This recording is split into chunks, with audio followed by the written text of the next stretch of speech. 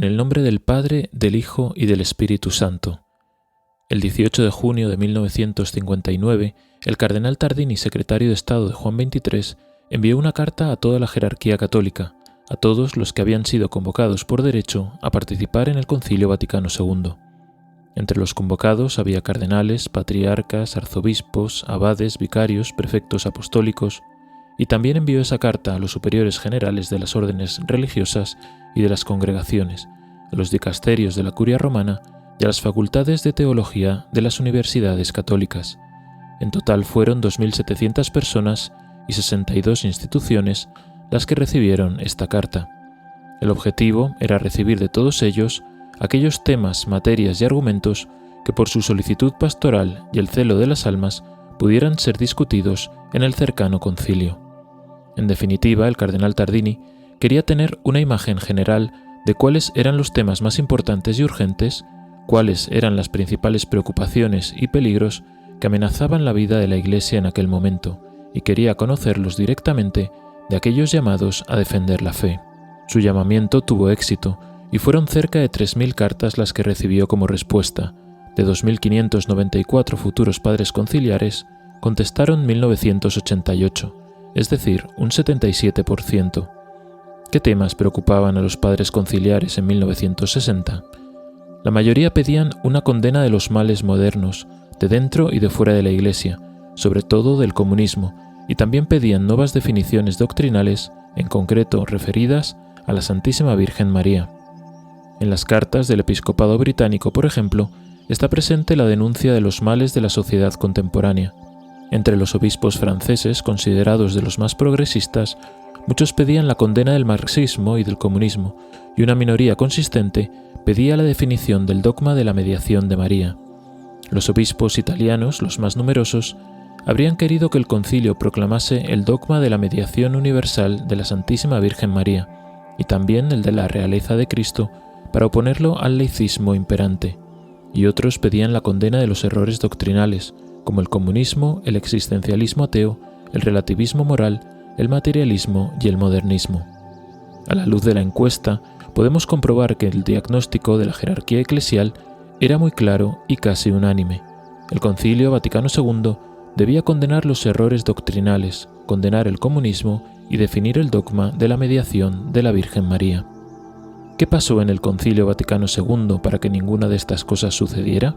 El historiador italiano Roberto de Mattei nos da la clave en su libro sobre el Concilio Vaticano II. El concilio no atendió las peticiones de los padres conciliares, sino que secundó las reivindicaciones de una minoría que desde el principio logró ponerse a la cabeza de la asamblea y orientar sus decisiones.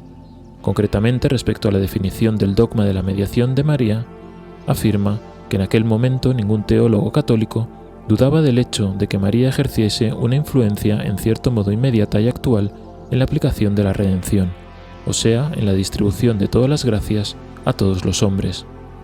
Tenemos, pues, no solo la opinión favorable de los obispos, sino también de los teólogos católicos, y aún más el de los fieles católicos que esperaban vivamente un tercer dogma, el de María mediadora de todas las gracias, después de que en el transcurso de un siglo los papas Pío IX y Pío XII definieran los dogmas marianos de la Inmaculada Concepción en 1854 y de la Asunción al cielo de la Bienaventurada Virgen María en 1950.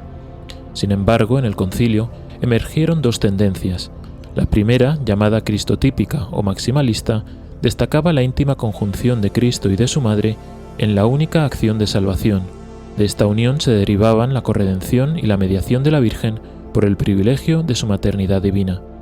La segunda tendencia, llamada eclesiotípica o minimalista, subordinaba el papel de la Virgen al papel de la Iglesia, ponía a la Iglesia en primer lugar después de Cristo y consideraba a María simplemente como un miembro más de la comunidad eclesial. Los que así pensaban acusaban a los maximalistas de perjudicar el ecumenismo y provocar un grave perjuicio a la unidad de la Iglesia. Entre estos minimalistas estaba, por ejemplo, el teólogo heterodoxo Karl Rahner, que decía que de aprobarse el dogma se produciría un mal inimaginable desde el punto de vista ecuménico, tanto en lo que se refiere a los orientales como en lo que se refiere a los protestantes. Su estrategia para impedirlo consistió en reducir la importancia del esquema sobre la Virgen insistiendo al máximo para que no fuese más que un simple capítulo o el epílogo del esquema de la Iglesia. De esta forma, en sus palabras, sería más fácil de suprimir del esquema afirmaciones que teológicamente no están suficientemente desarrolladas y que no podrán dejar de producir un mal incalculable desde el punto de vista ecuménico. Vemos claramente cómo el criterio de los minimalistas para rechazar el dogma no es la búsqueda de la verdad o la clarificación de la doctrina católica, sino el no provocar el enfado o perder la estima de quienes rechazan abiertamente a la Santísima Virgen María. Explica de Mattei que el punto que Rahner atacaba con más fuerza eran los contenidos del esquema sobre la mediación de la Bienaventurada Virgen María, y más precisamente el título que se le atribuía de mediadora de todas las gracias. Rahner rechazaba hipócritamente esta enseñanza por las consecuencias negativas que a su parecer podría llegar a tener sobre la mariología y sobre la devoción de los fieles a Nuestra Señora. De hecho, los protestantes negaban todo tipo de cooperación formal de María en la redención y habían suprimido términos como mediadora y aún más corredentora. Este es un ejemplo más del intento de protestantización de la doctrina católica en torno a la devoción a la Santísima Virgen que desde el Concilio Vaticano II amenaza con oscurecer la luz de la fe en los creyentes.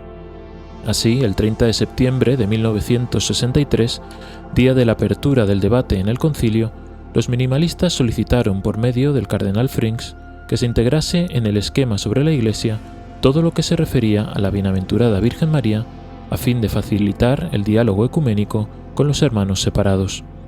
En su intervención, el cardenal Koenig afirmó que los fieles deberían purificar su devoción mariana para evitar su apego a lo que es secundario y accidental y sobre todo para no perjudicar la causa del ecumenismo.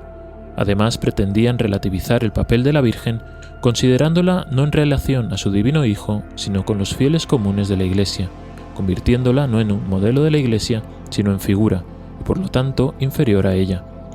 Por su parte, el bando maximalista, representado por el arzobispo de Manila, enunció 10 argumentos a favor de que el esquema de la Virgen estuviera separado del de la Iglesia, afirmando que la Virgen es el primer y principal miembro de la Iglesia, pero al mismo tiempo está por encima de la Iglesia y, según la sentencia de San Bernardo, stat intra Christum et Ecclesiam, es decir, está entre Cristo y la Iglesia.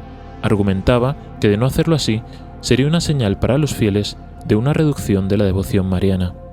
En la votación para resolver la cuestión se preguntó: ¿quieren los padres conciliares que el esquema sobre la Santísima Virgen, Madre de la Iglesia, se revise de modo que constituya el 6º capítulo del esquema sobre la Iglesia? El resultado de la votación fue de 1114 a favor y 1074 en contra.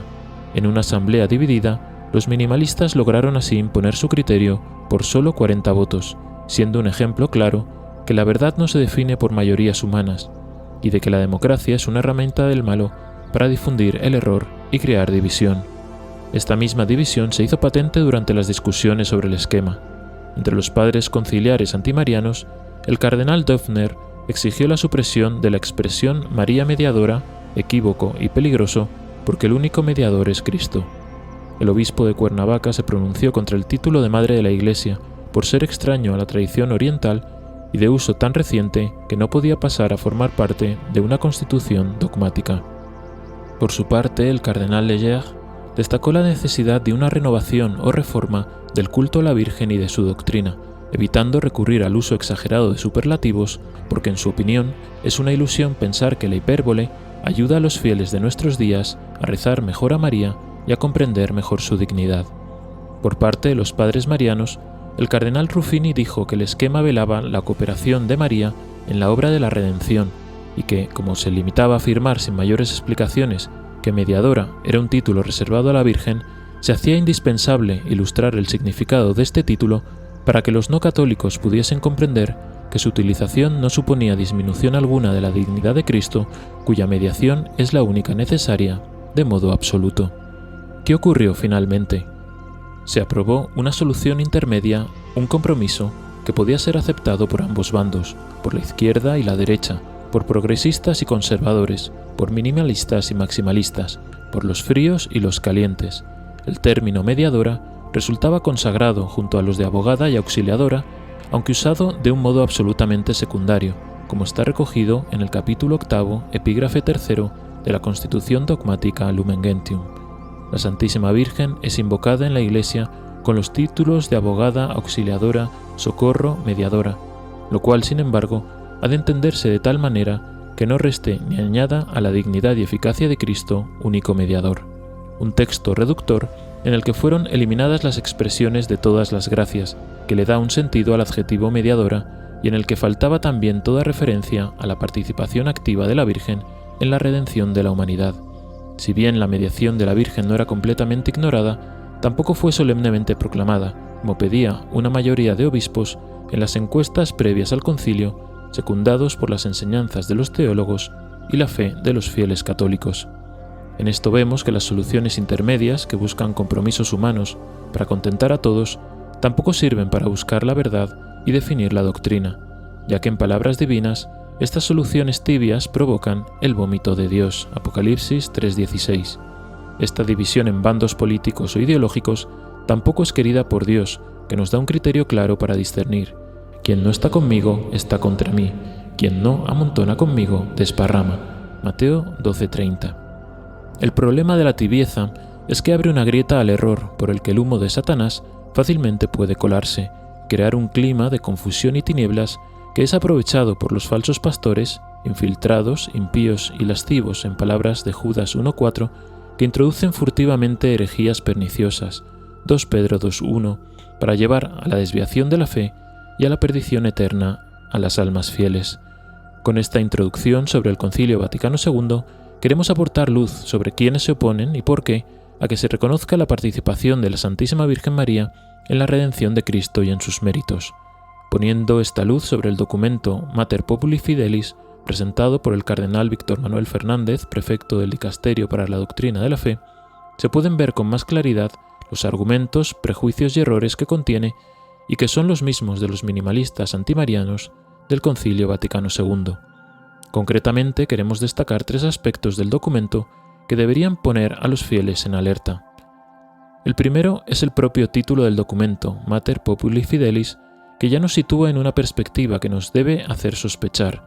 Al poner a la Virgen como Madre del pueblo fiel, está sustituyendo y evitando utilizar el título solemne de Madre de la Iglesia proclamado por Pablo VI y que tanto molestaba a los minimalistas del Concilio Vaticano II. Resulta sorprendente que el cardenal prefecto utilice un nuevo título nunca antes utilizado en la Iglesia, precisamente en un documento en el que pretende desacreditar otros títulos que sí forman parte de la tradición y el magisterio. Este nuevo título, que sin ser explícitamente erróneo sí que es confuso, sitúa a la Virgen Santísima en una perspectiva sinodal y horizontal, caminando en medio de su pueblo, punto 76, como una más. Un pueblo fiel en el que todos son lo mismo y que está formado por todos los bautizados, profesen estos la verdadera fe o no. La experiencia acumulada tras leer y analizar numerosos documentos escritos por el cardenal prefecto Fernández nos avala en que esta sospecha no es exagerada ni está alejada de la realidad. El cardenal prefecto nunca da puntadas sin hilo, es propenso a la autorreferencialidad y a repetir esquemas e ideas que ya ha expuesto en otros documentos. En este caso recoge la expresión Mater Populi Fidelis, que suena muy bien en latín y pretende hacerla pasar como si fuera propia de la tradición de la Iglesia, cuando nunca antes se ha utilizado. Entrando en el contenido del documento, el segundo punto que queremos comentar son los escrúpulos que muestra el cardenal prefecto para reconocer en la Virgen Santísima el título de corredentora. Esta expresión, que ha sido pronunciada con devoción y amor profundo por santos, místicos y papas, se vuelve en sus labios algo oscuro, inaceptable, inadecuado, inconveniente, algo que debe ser evitado y sobre todo algo siempre inoportuno. Este lenguaje propio del que comercia o trafica con la verdad, esperando el momento adecuado para obtener un beneficio, es contrario a la exhortación de San Pablo de predicar a tiempo y a destiempo, 2 Timoteo 4, y también al criterio evangélico que nos da nuestro Señor en Mateo 5:37. El Señor nos dice: diréis solamente sí, sí, no, no. Todo lo que excede a esto viene del maligno. Y a la pregunta de si es la Virgen corredentora, el cardenal prefecto responde: eso es siempre inoportuno. Entre sus argumentos para respaldar esta postura están la necesidad de explicar el papel subordinado de María a Cristo en la obra de la redención. Esa es precisamente una de las funciones de la Iglesia, y más concretamente del dicasterio que él dirige, explicar las verdades de la fe y hacerlas comprensibles para los fieles. La dificultad a la hora de explicar un misterio de fe no debe ser y nunca ha sido un criterio para rechazarlo, descartarlo o prohibirlo. Si fuera así, la fe quedaría reducida a la nada, pues también es necesario explicar otros conceptos difíciles como transubstanciación, hipóstasis o homoousios. Este criterio prepara el camino para desacreditar otras verdades de fe por ser difíciles de explicar, por ser inoportunas, porque dificultan sus planes ecuménicos y sincretistas. Lo importante no es si es siempre inoportuno o no, sino si es verdad o no. Además, esa explicación que echa en falta ya ha sido hecha por numerosos papas y santos, pero parece que como no van en la línea de lo que piensa el prefecto Fernández, para él son como algo vago, poco definido, mal explicado o ambiguo. Así escribe, de forma contradictoria: algunos pontífices han utilizado este título sin detenerse demasiado a explicarlo. Generalmente lo han presentado de dos maneras precisas, en relación con la maternidad divina, en cuanto María, como madre, ha hecho posible la redención realizada en Cristo, o bien en referencia a su unión con Cristo junto a la cruz redentora. En todo caso, su proclamación como dogma sería la forma más perfecta y exhaustiva de explicar sin equívocos en qué consiste la corredención de la Virgen María. Otro de los argumentos es el riesgo de oscurecer la única mediación salvífica de Cristo y por tanto puede generar confusión y un desequilibrio en la armonía de verdades de la fe cristiana. Precisamente la forma de oscurecer un título o expresión que ya ha sido aceptado, utilizado y explicado anteriormente es ponerlo debajo del celemín, Mateo 5:15. Esa es la oscuridad que genera la confusión y que rompe la armonía con el magisterio anterior. Teme también el cardenal prefecto que este título no ayuda a ensalzar a María como la primera y máxima colaboradora en la obra de la redención y de la gracia, porque el peligro de oscurecer el lugar exclusivo de Jesucristo no sería un verdadero honor a la Madre. A este temor responde un gran santo, enamorado de la Santísima Virgen y gran defensor de su privilegio como corredentora, San Maximiliano María Kolbe. Nunca temas amar demasiado a la Santísima Virgen María, no hay forma de amarla más de lo que Jesús la amó. Este temor del cardenal prefecto se basa en el error de que el título de corredentora es algo que se han inventado los hombres para ensalzar desmesuradamente a la Santísima Virgen y no un privilegio concedido por Dios a su Madre, presente en las Escrituras y que ha sido desarrollado a lo largo de los siglos por santos, místicos y papas.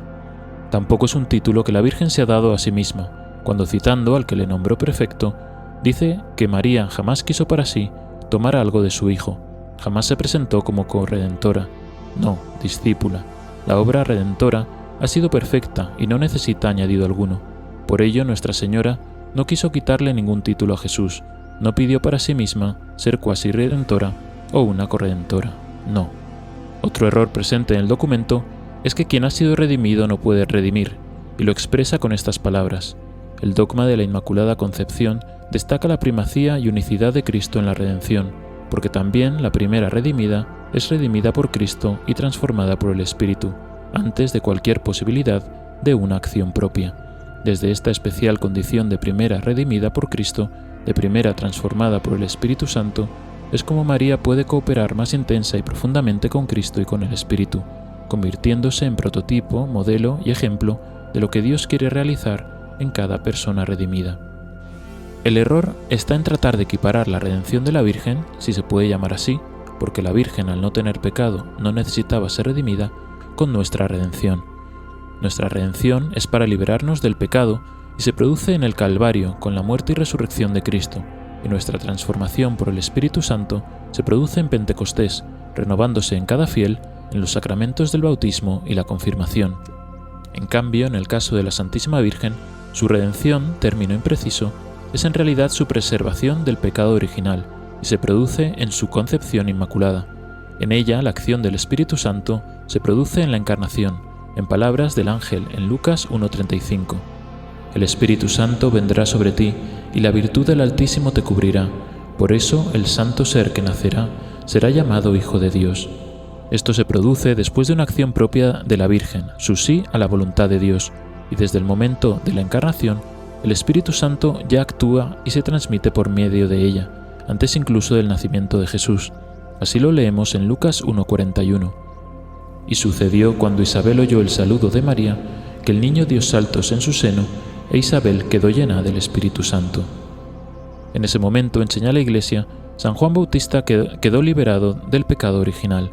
Por lo tanto, en el momento de la pasión junto a la cruz, la Virgen Santísima sí podía participar de la redención, unirse a la víctima sin mancha, Hebreos 9:14, no solo con su fe y obediencia, como insinúa el documento en el punto 13, sino también ofreciendo a su Hijo como expiación y uniéndose a su sufrimiento en la cruz. Así lo afirma el Papa Benedicto XV. Al asociarse a la pasión y muerte de su Hijo, sufrió como si ella misma muriera, para apaciguar a la justicia divina. Tanto como pudo, inmoló a su Hijo, de tal modo que se puede decir con razón que junto con él redimió al género humano. Y por esta razón, todas las gracias que obtenemos del tesoro de la redención nos llegan, por así decirlo, de las manos de la Virgen Dolorosa. La participación de la Virgen en la redención no se limita únicamente a después de la cruz o de Pentecostés, sino antes, durante y después de la pasión, igual que su virginidad lo es respecto al nacimiento de Cristo. Es por tanto en su virtud como Madre de Dios, como es más perfectamente corredentora con Cristo, y no simplemente como Madre de los fieles, como la presenta el documento. Así lo enseña León XIII en la encíclica Supremi Apostolatus Officio. De hecho, la Virgen Inmaculada, elegida para ser Madre de Dios y precisamente por eso, hecha corredentora del género humano, goza junto a su Hijo de un poder y una gracia tan grande que ninguna criatura, ni humana ni angelical, pudo nunca ni jamás podrá alcanzar uno mayor. No tener en consideración la maternidad divina de la Virgen sí que es tratar de oscurecer este privilegio. Otro de los argumentos erróneos del prefecto es insinuar que esta devoción pertenece solo a la tradición o la piedad popular y no a las Escrituras y a los santos padres. La auténtica devoción mariana no aparece solamente en la rica tradición de la Iglesia, sino ya en las Sagradas Escrituras. Además, para ahondar en esta idea, el prefecto Fernández se escuda en diversas opiniones personales realizadas por el cardenal Ratzinger para tratar de aprovechar a su favor su fama de defensor de la ortodoxia. Sin embargo, hay que tener en cuenta que Ratzinger participó como perito en el Concilio Vaticano II junto con Karl Rahner, defendiendo la postura de los que pensaban que un excesivo énfasis en el papel de María en la redención podría perjudicar las relaciones ecuménicas con el resto de los cristianos. Esta postura queda reflejada también cuando en 1964 escribió estas sorprendentes palabras: «Entendámonos, el objetivo de este concilio no era destruir lenta y con seguridad la devoción mariana y asimilarse de este modo al protestantismo, sino que había que evitar, tras los requerimientos de nuestros hermanos separados, una teología especulativa que se olvida de la Escritura». De nuevo, San Maximiliano Kolbe refuta esta falacia basando la mediación corredentora y distributiva de la Santísima Virgen en el fundamento de la tradición bíblica patrística que identifica a María como la nueva Eva prometida desde la caída de Adán y Eva. Dice: «Desde ese momento Dios prometió un redentor y una corredentora, diciendo: enemistad pondré entre ti y la mujer, entre tu linaje y su linaje, ella te pisará la cabeza». Génesis 3:15. Afirma también: «Los padres y doctores de la Iglesia proclaman que ella, la segunda Eva, reparó aquello que la primera había arruinado, que ella es el canal por el que fluyen las gracias divinas. Ella es nuestra esperanza y nuestro refugio. Recibimos la gracia de Dios a través de ella». Vemos claramente, como dice San Pablo, Romanos 5:12, que si por un solo hombre entró el pecado en el mundo y por el pecado la muerte, también así la muerte pasó a todos los hombres, por cuanto todos pecaron. Mucho más copiosamente se derramó sobre los muchos la gracia de Dios y el don por la gracia de un solo hombre, Jesucristo. Si junto a Adán estaba participando del mismo pecado Eva, de la misma forma también junto a Cristo, nuevo Adán, está participando en la redención María, la nueva Eva. Extraer citas de las epístolas de San Pablo, como hace el prefecto, en las que se explica la centralidad de Cristo en la obra redentora de Dios, para ningunear, excluir o desacreditar el papel y la participación que tiene la Virgen en el plan de Dios, anunciado no solo desde el Génesis, como hemos comentado, sino también profetizado en la victoria final de Cristo en Apocalipsis 12, es simple y llanamente manipular las Escrituras de forma parecida a como lo hacen los protestantes, además de ser abiertamente contradictorio con otras partes del documento, en donde sí se reconoce una cooperación de la Santísima Virgen en la redención. El tercer punto que queremos tratar sobre el documento es el relativo a los argumentos que enuncia en contra del título de la Virgen Santísima como mediadora de todas las gracias. Si antes hemos comentado que la Santísima Virgen es corredentora en virtud de su maternidad divina, es también mediadora de todas las gracias en virtud de su esponsalidad perfecta con el Espíritu Santo. De nuevo recurrimos a San Maximiliano María Kolbe, que consideraba que María, unida al Espíritu Santo, es canal y mediadora de todas las gracias que Cristo ha obtenido. Por eso la llamaba la Inmaculada Esposa del Espíritu Santo y la dispensadora universal de la gracia divina. Esto no significa que María sea el Espíritu Santo, ni oscurece la misión del Espíritu Santo, como podría objetar el prefecto en línea con el documento, sino que su unión con él es tan íntima que se convierte en el instrumento perfecto de su acción santificadora en el mundo. El santo lo resume excelentemente con estas palabras: María, por el hecho de ser madre de Jesús Salvador, llegó a ser corredentora del género humano, mientras que por el hecho de ser la esposa del Espíritu Santo, toma parte en la distribución de todas las gracias. Siguiendo con el documento de nuevo, el cardenal prefecto expresa su temor a que esta expresión pueda oscurecer la figura de Cristo como mediador entre Dios y los hombres. Para ello, alude en el punto 27 a los textos del Concilio Vaticano II. Pero si tomamos esa misma fuente, en Lumen Gentium número 60, encontramos que los padres conciliares tenían muy claro que esta posibilidad tenebrosa no era un peligro. La misión maternal de María para con los hombres no oscurece ni disminuye en modo alguno esta mediación única de Cristo. Antes bien sirve para demostrar su poder, pues todo el influjo salvífico de la Santísima Virgen sobre los hombres no dimana de una necesidad ineludible, sino del divino beneplácito y de la superabundancia de los méritos de Cristo. Se apoya en la mediación de éste, depende totalmente de ella, y de la misma saca todo su poder, y lejos de impedir la unión inmediata de los creyentes con Cristo, la fomenta. Este sencillo párrafo de la Lumen Gentium ya refuta muchos de los puntos del documento que de forma obsesiva aluden al peligro de que una criatura puede interponerse en la unión entre Dios y los hombres. De nuevo, en esta parte, el documento intenta atribuir este título a la iniciativa humana y al variado número de significados que puede tener la palabra mediación en la vida social, para luego recalcar que aplicado a la Virgen, ésta no supone ninguna eficacia o potencia. Sorprende esta rotundidad cuando tenemos dos ejemplos claros en el Evangelio en los que sí se ve cómo la mediación de la Virgen tiene la potencia y la eficacia de transmitir la gracia de Cristo tanto en el orden natural como en el espiritual. El primero de estos ejemplos es el ya comentado cuando Santa Isabel queda llena del Espíritu Santo y San Juan Bautista es liberado del pecado original en el seno materno, desde el momento en el que el saludo de la Virgen llega a sus oídos. Esto es Lucas 1:41. El segundo ejemplo, que aparece citado numerosas veces en el documento, tiene como escenario las bodas de Caná. El documento reconoce dos tipos de mediaciones de la Virgen. También en las bodas de Caná, María cumple una función mediadora cuando presenta a Jesús la necesidad de los novios y cuando pide a los servidores que sigan las indicaciones de Jesús. Pero omite la tercera mediación, que es la más importante y que se sitúa justo entre estas dos citas, concretamente en Juan 2:4. Jesús le dijo: ¿Qué nos va en esto a mí y a ti, mujer? Mi hora no ha venido todavía. Efectivamente, la mediación de la Virgen tiene como efecto que se adelante la manifestación pública de Cristo. ¿No es esto una mediación potente y eficaz? Ella no responde a la pregunta de Jesús, sino que directamente dice a los sirvientes: haced lo que Él os diga. Lo dice con la confianza de que su Hijo no le va a negar nada que ella le pida. A la luz de este pasaje, no es descabellado pensar que esa misma mediación de la Virgen procuró que la resurrección de Cristo se produjera antes de que se cumplieran los 3 días profetizados en Juan 2:19, Mateo 26:61 o Mateo 27:63, y que en los últimos tiempos sea también la mediación de la Virgen la que obtenga la reducción de los días de tribulación en atención a los elegidos, Mateo 24:22, pero quizá esto solo lo sepamos cuando estemos en el cielo. Frente a la impotencia e ineficacia que propugna el prefecto, la Iglesia ha acuñado un término que resume a la perfección cómo se manifiesta en lo concreto la mediación de la Santísima Virgen, la omnipotencia suplicante, expresión que seguro tampoco será del agrado del prefecto. De esta forma, nuestra oración, elevada por medio de la Virgen María, purifica nuestra intención y la presenta más agradable a Dios y por lo tanto es más eficaz. En todo esto vemos que la mediación de la Virgen lo es por voluntad de Dios y no de los hombres. Él quiere que todas las cosas se las pidamos por medio de su madre.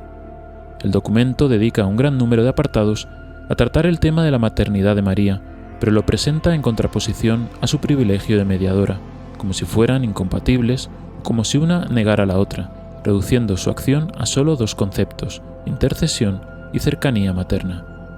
Insiste en presentar una imagen desfigurada de la Virgen y de su devoción, ajena a la fe católica, como alguien que se interpone entre Cristo y las personas, un obstáculo, alguien que debilita el culto a Cristo o que pretende ocupar su lugar. La maternidad que describe el documento es incompleta, porque no entiende la mediación en su posición como Madre de Dios, sino solo como Madre de los fieles. La Virgen es presentada entonces como una madre humana, una mujer de su pueblo, cercana, atenta y tierna, que en una relación prácticamente horizontal se une a nosotros para pedir a Dios y camina con nosotros. Es una más, solo que es madre, como cualquier otra madre. Pongamos un ejemplo. Es como si en un hipotético juicio en el que se nos acusase de algo, tuviéramos que elegir entre la mediación de nuestra madre ante el juez o la mediación de la madre del juez para obtener una indulgencia. ¿Cuál sería más eficaz para nuestro objetivo? El documento solo destaca la mediación de nuestra madre ante el juez, cuando en realidad la postura católica es que podemos tener a ambas a nuestro favor, porque las dos, nuestra madre y la madre del juez, son la misma persona. Así lo explica magistralmente San Bernardo con la formulación Madre nuestra, medianera nuestra. Junto a su maternidad, el documento destaca otros dos atributos de la Virgen, que es mujer y es discípula. No podemos negar que ambas características sean ciertas, pero también es cierto que este minimalismo nominal es contrario a la riqueza de atributos que la Iglesia ha reconocido en su madre a lo largo de los siglos.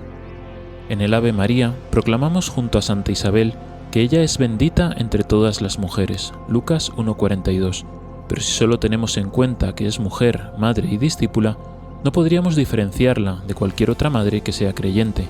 Sería, entre todas las mujeres, una más.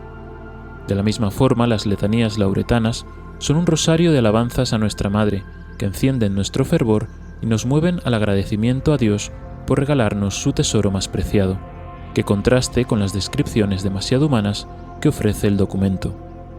En su canto de alabanza, vemos a María como una mujer de su pueblo, que alaba a Dios porque enaltece a los humildes, a los hambrientos los colma de bienes, porque auxilia a Israel su siervo, acordándose de la misericordia como lo había prometido a nuestros padres, y reconocemos su prontitud cuando se acerca sin demora para ayudar a su prima Isabel. Omitir la frase «Desde ahora me felicitarán todas las generaciones, porque el Poderoso ha hecho obras grandes por mí» Lucas 1,48, también ayuda a humanizar, en el mal sentido de la palabra, a la Virgen.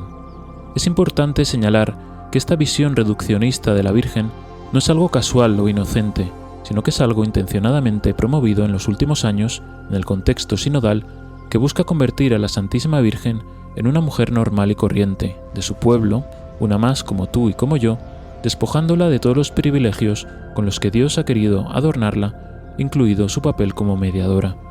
Esta visión sinodal, que es enemiga de la fe católica, impregna sutilmente todo el documento y se esconde detrás de formulaciones aparentemente inocentes. Esta tendencia reduccionista, que busca minimizar o simplificar la devoción a la Santísima Virgen, lo único que hace es deformarla y convertirla en algo que se aleja de la fe católica y que quizás, eso sí, sea más aceptable para quienes no la profesan. Porque no olvidemos que esto no es algo nuevo, sino que ya formó parte de los debates del Concilio Vaticano II, y quienes defendían esta postura apelaban al criterio ecuménico para rechazar la mediación de la Virgen. Este argumento, que serviría para rechazar cualquier dogma mariano, aparece mencionado ya desde el principio en la presentación del documento, y luego queda diseminado de forma transversal en todo el texto de una forma muy sutil. Para ello utiliza dos mecanismos propios de la psicología y la sociología, la proyección y la falacia del muñeco de paja. La proyección consiste en trasladar o atribuir al contrario los propios prejuicios y defectos. El muñeco de paja es una forma de argumento por el que parece que se está refutando algo, pero se hace utilizando datos que no tienen nada que ver con la argumentación, por lo que en realidad no se está refutando nada. En este caso, el muñeco de paja sería un presunto grupo de devotos fanáticos organizado en las redes sociales que busca imponer su visión mariana exacerbada y confundir a los fieles más sencillos. En ellos proyecta los ridículos prejuicios y argumentos protestantes que buscan tergiversar la devoción mariana para mostrarla como lo que no es, para que parezca que todo el que crea en la corredención y mediación de la Virgen pase a ser automáticamente un exaltado peligroso.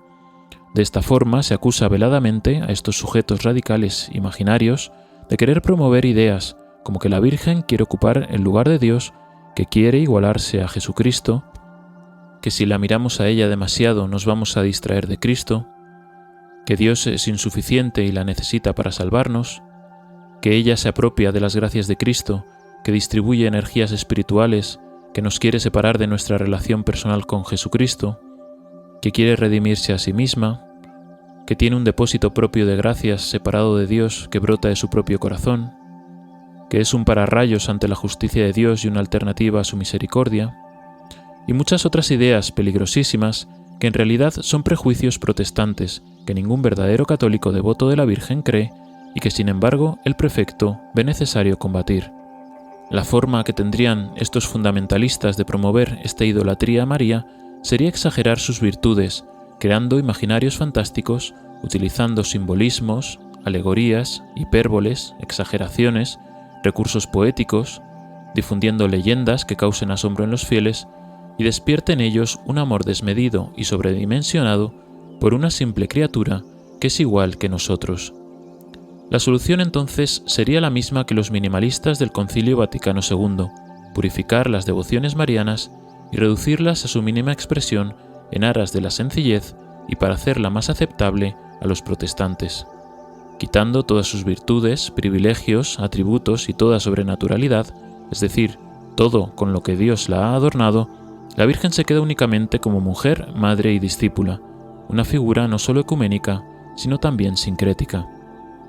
Nos encontramos con un documento que, sin pretender ser exhaustivo, omite interesadamente información importante que tumbaría su tesis de que los títulos de corredentora y mediadora de todas las gracias aplicados a la Virgen María no están bien explicados, son peligrosos para la fe y no están fundamentados en las Escrituras y en los padres de la Iglesia.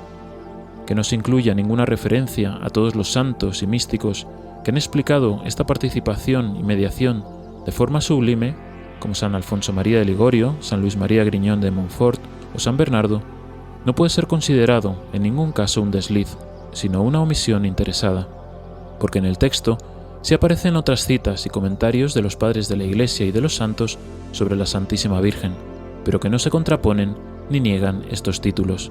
Esos textos, que no demuestran ni refutan nada, parecen utilizados por el autor como argumentos de autoridad por pretendida erudición. Ningún santo, ningún padre de la Iglesia, y ningún papa doctrinalmente intachable ha negado o rechazado estos títulos, sino que son muchos santos, místicos y papas los que lo han utilizado. Además, es un texto bastante contradictorio, repetitivo y excesivamente largo.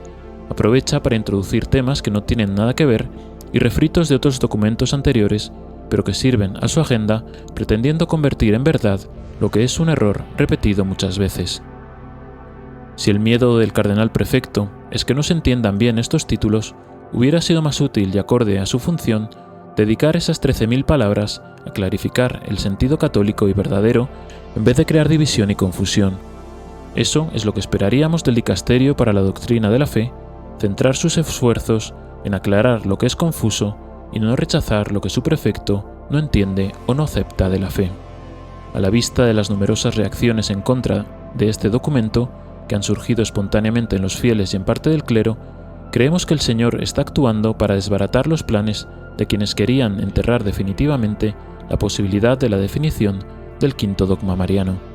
Muy probablemente, el principal efecto de este documento sea este repentino renacimiento de fervor mariano, fruto de quienes sienten que se está atacando una verdad que forma parte de su fe, aunque no haya sido todavía consolidada dogmáticamente. Es posible que este documento sea el impulso inesperado, necesario y providencial para que en un futuro no muy lejano la Iglesia pueda afirmar solemnemente que la bienaventurada Virgen María es corredentora y mediadora de todas las gracias. Frente a los falsos pastores, la misma carta de San Judas que hemos citado al principio nos exhorta a que luchemos por la fe que ha sido transmitida a los santos una vez por todas. Son los santos los que nos enseñan, con verdadero y profundo amor por la Santísima Virgen María, cuál es su papel privilegiado en el plan de salvación de Dios. Son ellos los que no se avergonzaron de su madre delante del mundo, ni hicieron pactos con los que no creen. Son los que dieron su vida por la verdad y la transmitieron fielmente para que nosotros pudiéramos conocerla. Santos como San Luis María Griñón de Montfort, que afirma: «El Todopoderoso, que exalta a los humildes, ha ordenado que cielo, tierra y abismo, quieran o no, hayan de inclinarse ante el cetro de una humilde virgen. Y así ha elevado a María y la estableció como reina de cielos y tierra, cabeza de la corte celestial, tesoro de sus tesoros, dispensadora de sus gracias, instrumento de sus más grandes milagros, corredentora de la humanidad, mediadora de sus elegidos, destructora de los enemigos de Dios y leal compañera de su gloria y triunfos». O como San Alfonso María de Ligorio, que explica que es voluntad de Dios que todas las gracias lleguen a la humanidad por causa de los méritos de Jesucristo desde entonces y hasta el final de los tiempos, y que éstas nos sean dadas por mano y mediación de María. O como dijo más sencillamente San Clemente María Hofbauer: «Nadie llega al cielo si no es por María». Y también los papas, como Pío XII en Aurietis Aquas: «Fue la voluntad de Dios que en la obra de la redención humana la Santísima Virgen María estuviera inseparablemente unida a Jesucristo. Tanto es así que nuestra salvación es fruto de la caridad de Jesucristo y de sus sufrimientos, a los que se asociaron íntimamente el amor y los dolores de su madre». Frente a la indignación y el estupor que ha levantado este documento en muchos fieles, tengamos presente que en estos tiempos que vivimos, la lucha es entre el dragón y la mujer, Apocalipsis 12, la que pisa la cabeza de la serpiente y el que le muerde el calcañal, que son sus hijos fieles. Por lo tanto, estemos preparados para el combate, revistiéndonos con las armas de la fe, Efesios 6:11, porque este no será su último ataque. Cabe esperar nuevos documentos, gestos, herejías y escándalos que traten de desfigurar la imagen y el amor que los fieles tienen a su madre. Este documento, así como quien lo inspira, solo tiene un objetivo: que en el momento de la prueba, del sufrimiento, de la dificultad, incluso de la desesperación, no acudamos a nuestra madre y desconfiemos de ella y nos salgamos de su inmaculado corazón. Ese corazón que es la puerta del cielo para quienes están consagrados a ella, y que a pesar de los minimalistas, los heterodoxos, los protestantes, los cardenales prefectos y quienes firman el documento con su mano o lo profesan con su razón oscurecida, ese corazón inmaculado al final triunfará. No olvides suscribirte a nuestro canal de YouTube y compartir este vídeo con tus amigos. También puedes descargar en Google Play la aplicación de La Iglesia que Ilumina, y aquí te dejamos otro vídeo interesante.